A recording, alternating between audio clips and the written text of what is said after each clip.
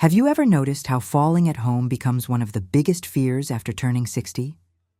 In countries like the United States, 1 in 4 seniors experiences a fall every year, often leading to broken hips, hospital stays, and even loss of independence. But in Japan, the story looks very different. Elders in their 70s, 80s, and even 90s walk through their homes with surprising stability. Falls still happen, of course, but far less often than in many Western countries. And the reasons are not about luck or superior genetics. The Japanese way of life, from the architecture of their houses to the way meals are prepared, naturally reduces the risk of falling. It's not about living without wrinkles or weakness, but about designing a life where safety is built into daily routines. Imagine a home where there are no loose rugs to trip over, no cluttered hallways, and where sitting down and standing up multiple times each day keeps your legs strong. For many Japanese elders, this is not a health program, it's just life as usual. This raises an important question. What can we learn from them? Why do Japanese elders rarely fall at home, while in so many other countries this risk is seen as inevitable?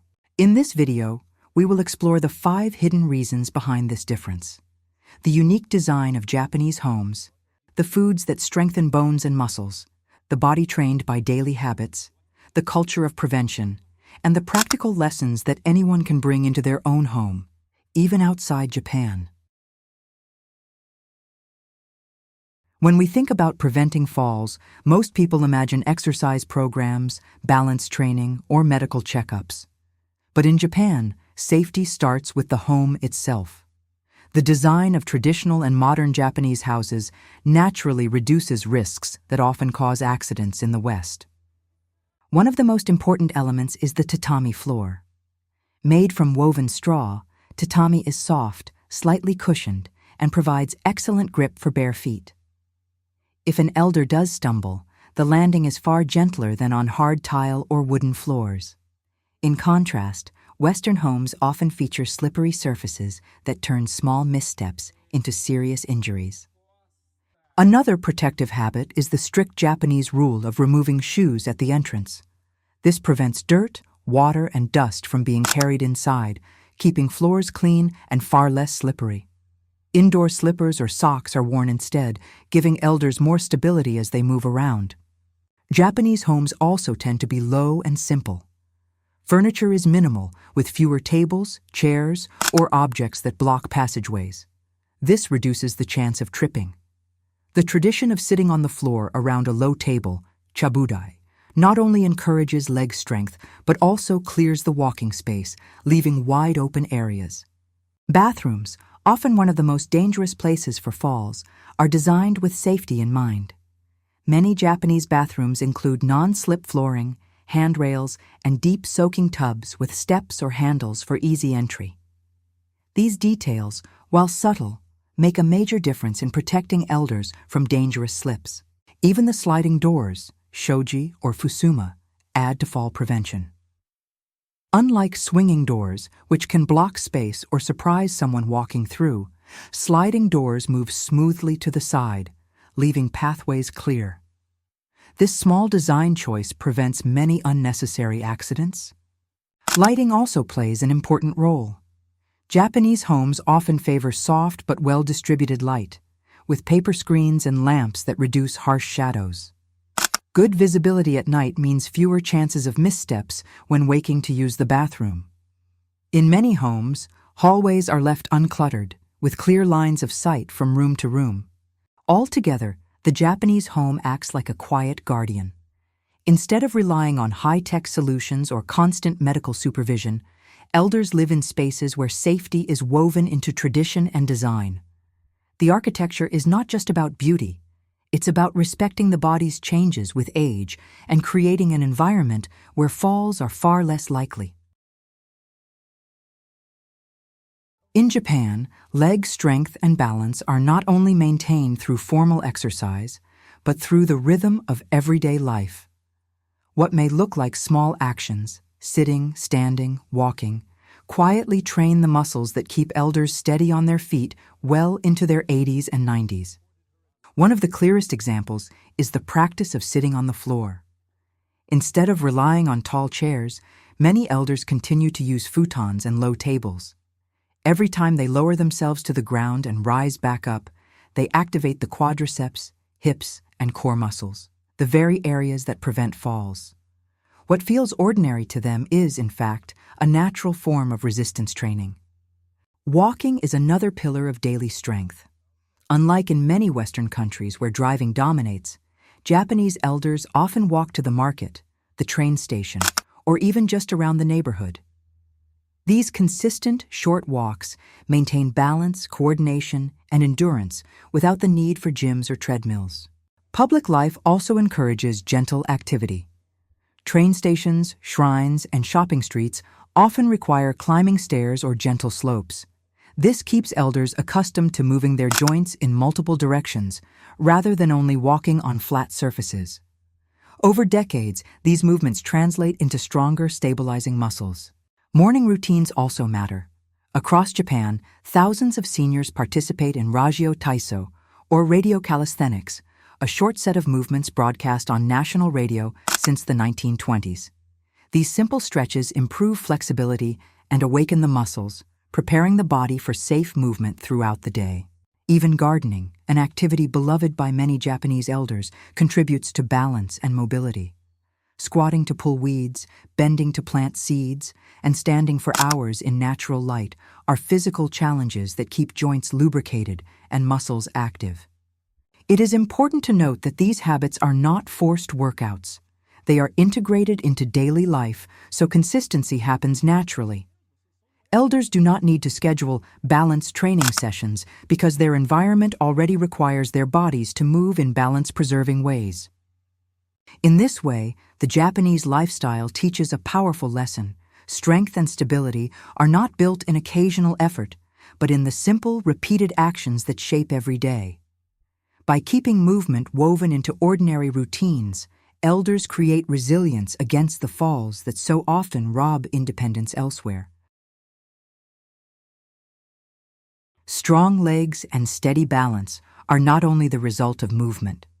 What Japanese elders eat each day plays a quiet but powerful role in protecting bones, muscles, and joints.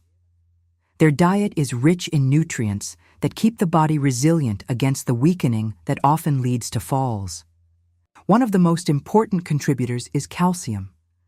Instead of relying mainly on dairy, the Japanese diet provides calcium through tofu, sesame seeds, and small fish eaten whole, including bones.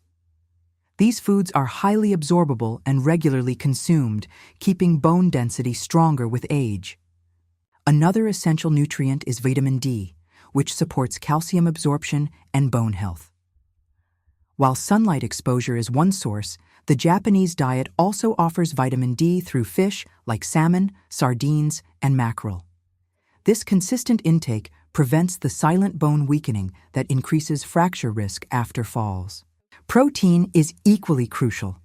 Japanese meals frequently include soy products, fish, and legumes, which provide the amino acids needed to preserve muscle mass. Maintaining muscle is just as important as bone strength, since weak muscles often lead to instability. Anti-inflammatory foods also play a protective role. Ingredients like miso, seaweed, green tea, and turmeric reduce joint inflammation, allowing smoother movement. Inflammation is one of the hidden enemies of balance, as it reduces flexibility and makes movements painful, discouraging elders from staying active.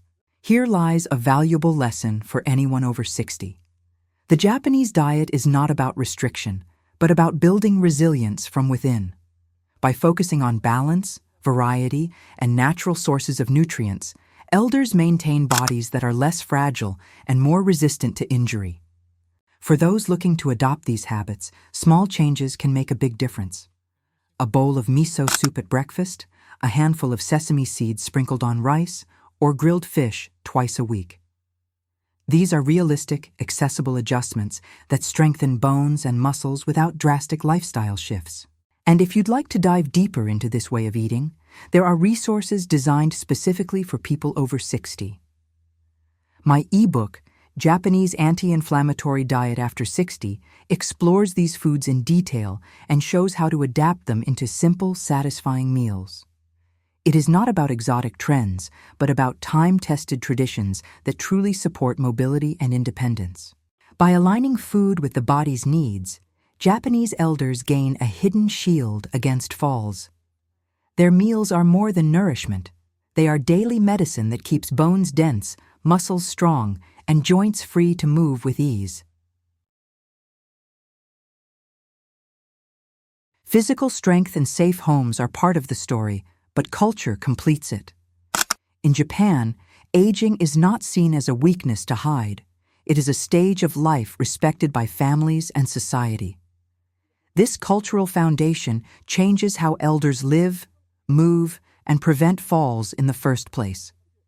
One of the most important cultural factors is community support. In many neighborhoods, elders are not left alone or isolated. Instead, they are part of daily life, shopping at local markets, joining group activities, or participating in morning exercises in the park.